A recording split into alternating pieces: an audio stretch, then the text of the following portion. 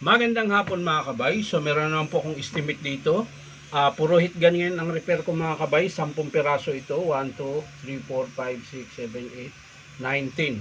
10 ganito ang i-repair ko ngayong araw.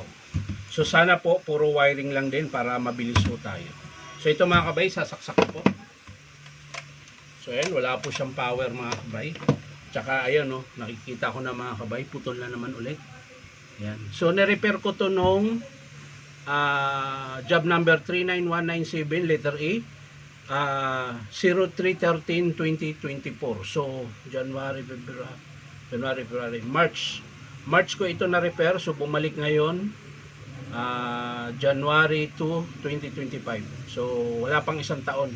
Pero nung nakaraan ang ni-repair ko nito ay wiring lang din. So ngayon, ayan, wiring na rin ulit. Sana ito lang din ha. Hindi ko alam pag nadugtong natin to kung iinit siya o hindi. So tara mga kabay, buksan po natin. So yan na mga kabay, naluwagan ko na yung screw. Ayan. So unahin kaagad natin dito sa kanyang cord clamp.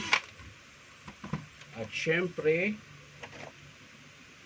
yung kanyang wire. Ayan. So pag hit gun naman mga kabay, pag bagong bili, kalimitan na sisira niyan ay wire lang din po. Ayan, tulad nito, hindi ko mahugot, pero dito ayan oh, tigas. Ayan, isa lang yung naputol mga kabay. Babalatan natin dito para makita natin. So ayan mga kabay, ito po yung putol niya, isa lang yung putol. So dito natin ikakabit. Putulin na natin dito. At sana ito lang ang sira. Ayan. Tapos kabit natin dito sa kanyang terminal.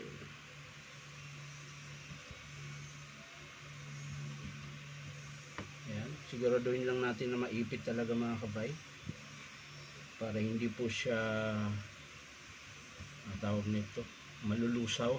Kasi minsan pag maluwag yung wire mo, yung supply ng kuryente, nalulusaw po yung terminal niya kasi nag-iinit po yan.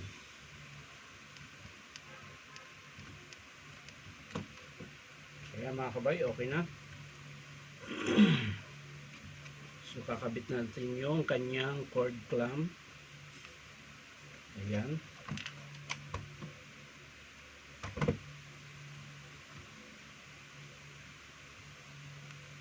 So sa mga gusto magpa-repair mga kabay, punta lang po kayo dito sa Powerman Hardware, 530 T. Alonso, Santa Cruz, Manila. So hanapin nyo lang po yung signboard na DeWalt. So yan mga kabay, bago natin isara, testing muna natin kung gagana siya. Check natin ang init.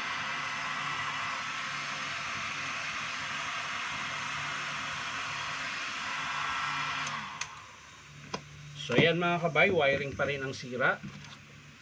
Kung ano yung sira nung nakarang taon, yun din yung sira ngayon. Ayan. So sigurado sulit na yung may-ari nito. Kasi lagi lang wiring. Pero hindi naman po lahat. Minsan meron ding element. Kaya titingnan natin dito sa 10 repair ko kung ilan yung wiring, tsaka kung ilan yung merong papalitan na medyo malala.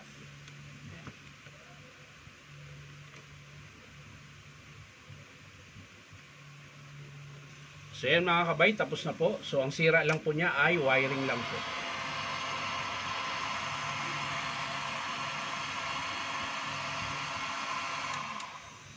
Yan.